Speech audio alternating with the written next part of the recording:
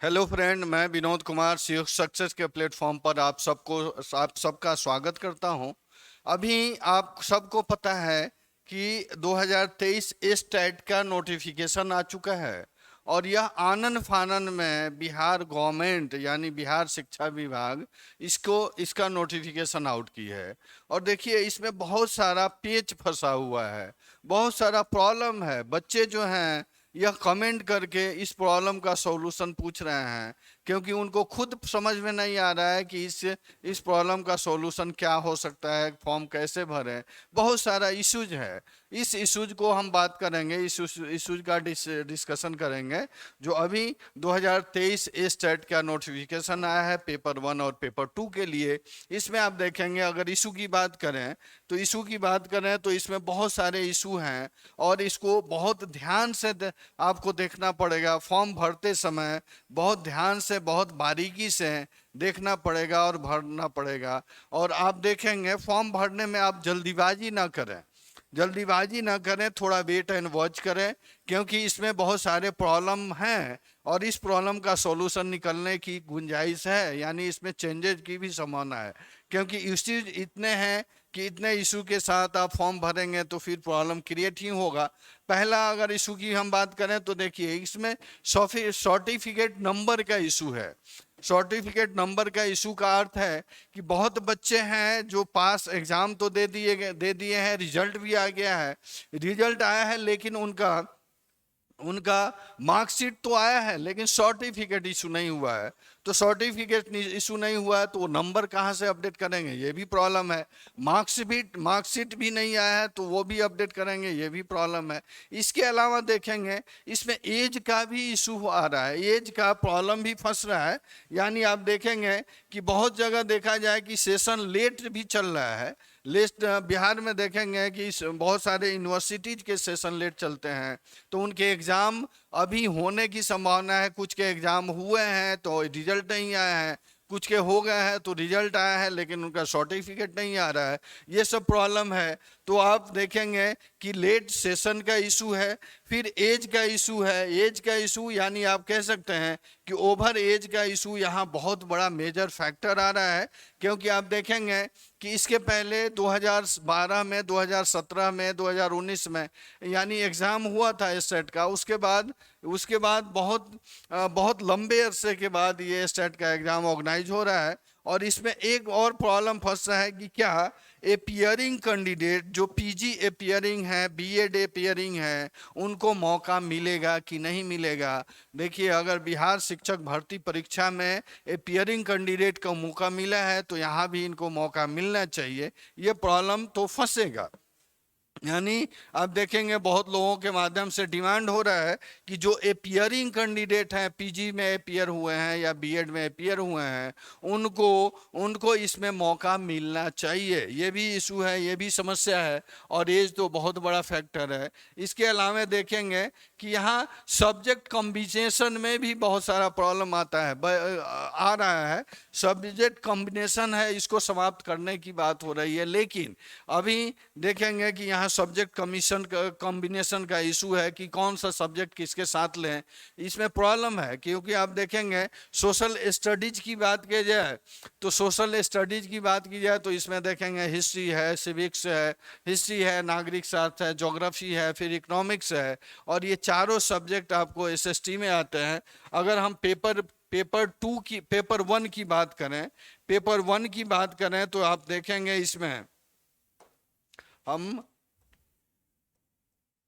Paper one की बात करें और पेपर वन का तो अर्थ है कि ये class 9th and 10th, class और 9th-10th के लिए टीचर एलिजिबिलिटी टेस्ट है। यानी 9th-10th में जो पेपर वन पास करेंगे वो 9th-10th में टीचर बनेंगे। तो इसमें सब्जेक्ट वाइज नहीं होता है। इसमें आपको देखेंगे कि सोशल साइंस हो गया, सोशल स्टडीज हो गया, इसके बाद आप देखेंगे कि साइंस हो गया। सोशल साइंस के टीचर अलग होंगे। अब सोशल साइंस की बात करें तो सोशल साइंस में तीनों हो गया, हिस्ट्री, सिविक्स, ज्योग्राफी और इकोनॉमिक्स। तो इसमें कॉम्बिनेशन दो ही सब्जेक्ट का बनेगा। इसमें है, कहने का अर्थ है कि अब अगर आप हिस्ट्री लिए हैं और हिस्ट्री के साथ आप सब्सिडी में अगर ज्योग्राफी ले लिए हैं, इकोनॉमिक्स ले लिए हैं, या ज्योग्राफी के साथ साथ आप पोल साइंस ले लिए हैं, तो आपका कॉम्बिनेशन क्या बनेगा? हिस्ट्री के साथ पोल साइंस का कॉम्बिनेशन बनेगा। अगर ग्रेजुएशन में आपका मेन सब्जेक्ट ज्योग्राफी है और आप देखेंगे सब्सिडी में अगर पोल साइंस है, पोल साइंस के साथ इकोनॉमिक्स है, तो आपको पोल साइंस यानी नागरिक शास्त्र और इकोनॉमिक्स का कॉम्बिनेशन बनने की संभावना है। तो यहाँ से प्रॉब्लम फंस रहा है। फिर यहाँ मैथ्स टीचर की बात हो रही है, यानी 9th-10th में आप देखेंगे कि मैथ्स टीचर होते हैं और साइंस टीचर होते हैं। यहाँ केमिस्ट्री फिजिक्स वाले टीचर नहीं होते हैं, बायोलॉजी के टीचर नहीं होते हैं। बायोलॉजी और फिजिक्स और आप देखेंगे कि बायोलॉजी, फिजिक्स और केमिस्ट्री के जो भी स्टूडेंट पास आउट हुए हैं ग्रेजुएशन लेवल पे, वो सब साइंस में आप देखेंगे कि साइंस के टीचर बनेंगे। तो वहाँ पर सब्जेक्ट कॉम्बिनेशन में भी प्रॉब्लम आ रहा है, सब्जेक्ट कॉम्बिनेशन में प्रॉब्लम आ रहा है। इसी को हम लोग डिस्कस करेंगे। आप देखेंगे जो बेसिक चीज़ें हैं, बेसिक चीज़ आपको पता है, बेसिक चीज़ पे हम नहीं जाएंगे। और सबसे बड़ी समस्या है कि देखिए आनन फानन में ये नोटिफिकेशन आया है, यह आप देखेंगे कि यह 9 तारीख का पेपर जो है दैनिक भास्कर, 9 अगस्त के पेपर में यह नोटिफिकेशन आया और 9 तारीख से ही यह फॉर्म भरने का डेट अनाउंस इन्होंने कर दिया। और लास्ट डेट कब है? लास्ट डेट देखेंगे कि यह 23 अगस्त इन्होंने रखा है, बहुत कम समय रखा है। 23 अगस्त को लास्ट डेट है और 24 से बिहार शिक्षक भर्ती का जो एग्जाम होने वाला है वो स्टार्ट है। तो आप देख सकते हैं कितना प्रेशर होगा बच्चों पर और किस संक्रमण से बच्चे गुजर रहे होंगे, इसका ख्याल कमीशन नहीं रखी है। यहाँ पर देखेंगे कि अगर सब्जेक्ट कॉम्बिनेशन की हम बात करें तो आप सबको पता है कि पेपर 1 जो है या 9th-10th के लिए है, पेपर 2 जो है या 11th-12th के लिए है। और 9th-10th में इसमें सब्जेक्ट कॉम्बिनेशन में प्रॉब्लम हो रहा है, 11th-12th में नहीं है। तो बेसिकली ये सब आपको बेसिक चीज़ें जो हैं वो पता है। अब हम लोग यहाँ पर सब्जेक्ट के कॉम्बिनेशन की बात करेंगे कि कैसे कैसे इस स्टेट में कॉम्बिनेशन स्थापित किया गया है। इसको मैं थोड़ा बड़ा कर दूं और यहाँ पढ़ करके आपको समझाने की कोशिश करूँगा ताकि आप फॉर्म अच्छे से भर सकें, कोई किसी तरह की दिक्कत ना हो। देखिए यहाँ सब्जेक्ट कॉम्बिनेशन को अगर हम समझने की कोशिश करेंगे तो यहाँ देखें कि साइंस की अगर बात की जाए तो देखिए क्या कह रहा है। अगर विषय समूह में आप गणित के टीचर बन रहे हैं और गणित के लिए यानी मैथ्स के लिए आप अप्लाई कर रहे हैं, तो यहाँ पर कहा जा रहा है कि स्नातक स्तर पर गणित के साथ, देखिएगा स्नातक स्तर पर गणित के साथ आपको भौतिकी, इलेक्ट्रॉनिक, कंप्यूटर साइंस, रसायन विज्ञान, सांख्यिकी विषय में से कोई 2 विषय स्नातक स्तर पर पठित हो अथवा इंजीनियरिंग से स्नातक में गणित की विशेषज्ञता हो। देखिए यहाँ कंफर्म कर रहा है कि स्नातक स्तर पर आपका गणित हो, मैथ्स हो और मैथ्स के साथ साथ कोई 2 विषय निश्चित रूप से होनी चाहिए। यानी सब्सिडी की बात की जा रही है कि अगर गणित है, सब्सिडी में आपका भौतिकी है या इलेक्ट्रॉनिक है, कंप्यूटर साइंस है, रसायन विज्ञान है, सांख्यिकी है, या इसके अलावा आप इंजीनियरिंग लेवल पर गणित की विशेषज्ञता रखते हैं, तो गणित सब्जेक्ट के लिए यानी मैथ्स सब्जेक्ट के लिए आप एलिजिबल हैं, मैथ्स के लिए आप फॉर्म भर सकते हैं। इसके अलावा देखेंगे कि बहुत बच्चे जो होते हैं कि जिनका ग्रेजुएशन फिजिक्स से होता है, केमिस्ट्री से होता है, तो क्या वो किस सब्जेक्ट में जाएंगे? तो आप ध्यान रखेंगे अगर उनका ग्रेजुएशन फिजिक्स है, केमिस्ट्री है, बायोलॉजी है और साथ में एक कॉम्बिनेशन सब्सिडी पेपर में मैथ्स है, तो मैथ्स के साथ जा सकते हैं, ध्यान रखेंगे। इसके अलावा यहाँ पर कहा जा रहा है कि अब विज्ञान विषय की बात करें, साइंस की बात करें, यानी आप देखेंगे जो गणित लिए होंगे ग्रेजुएशन में और जिनका गणित मैथ सब्जेक्ट ऑनर्स होगा वो साइंस में वंचित हो जाएंगे।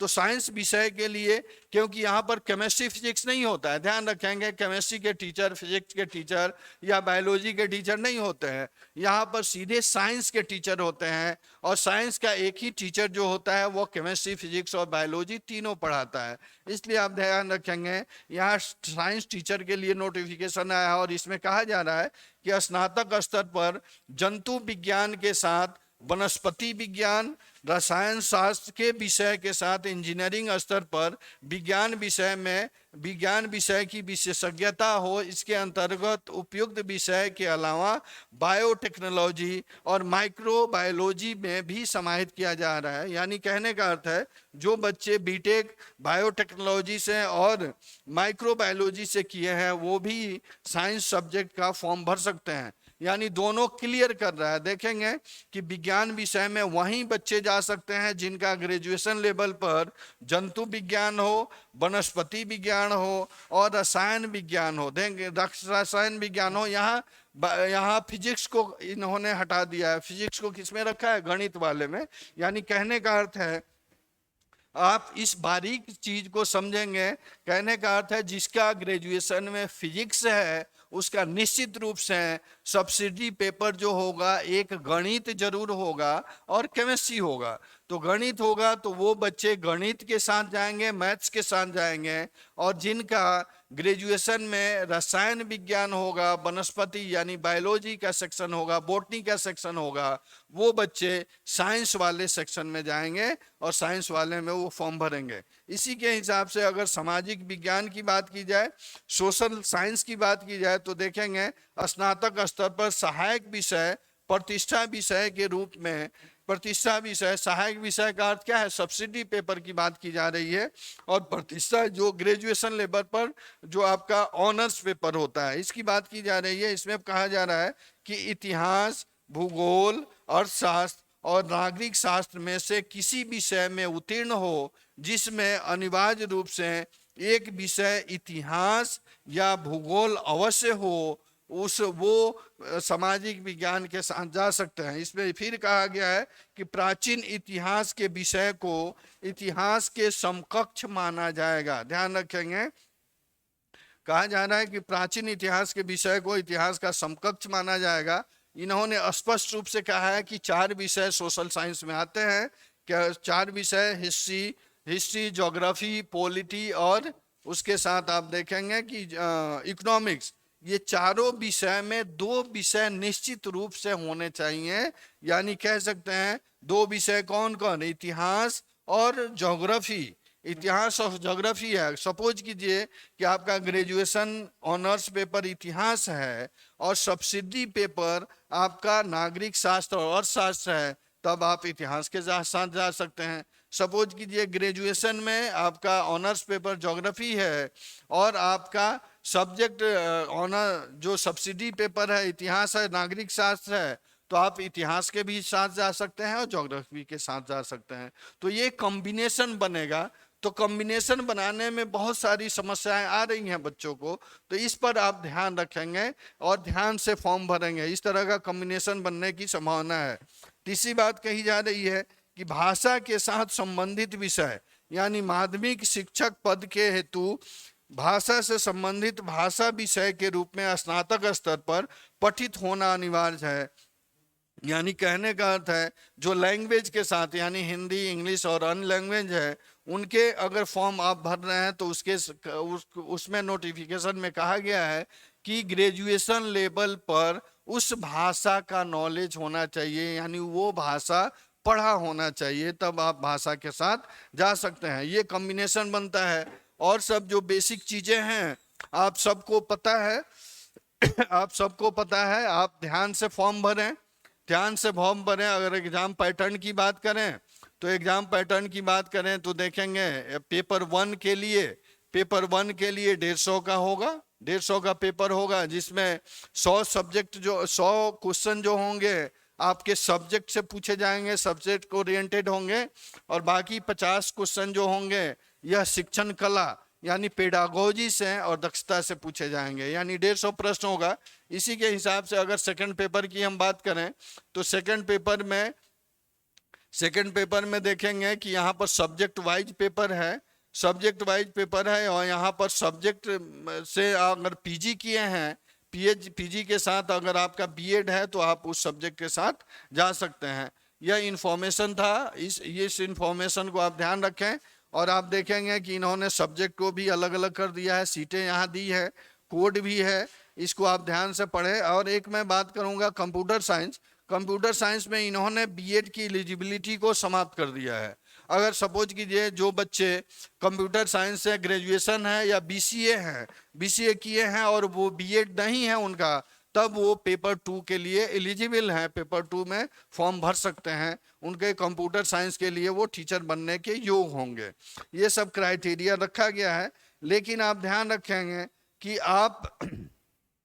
आपके ऊपर एक तलवार लटका दिया गया है, और तलवार यह है कि यह बहुत शॉर्ट टर्म में नोटिफिकेशन आई है, और यह आया है 9 अगस्त को। 9 अगस्त इसका स्टार्टिंग डेट था और लास्ट डेट इन्होंने रखा है 23 अगस्त। 23 अगस्त और बीच में शिक्षक भर्ती परीक्षा होने जा रही है, और शिक्षक भर्ती परीक्षा का पहला पेपर आप ध्यान रखेंगे कि 24 से है। तो मेरा मानना है कि इनको और डेट बढ़ाना चाहिए। और जो इशू है, जैसे आप देखेंगे कि वहाँ कॉम्बिनेशन का इशू है, सेशन लेट होने का इशू है, फिर आप देखेंगे कि एज का इशू है, एज के साथ साथ ये सर्टिफिकेट नंबर को लेकर के जो इशू आ रहे हैं, इन सब इशू पर विचार करना चाहिए और इनको आगे कैंडिडेट को निर्देश देना चाहिए कि इसके आधार पर फॉर्म भरें।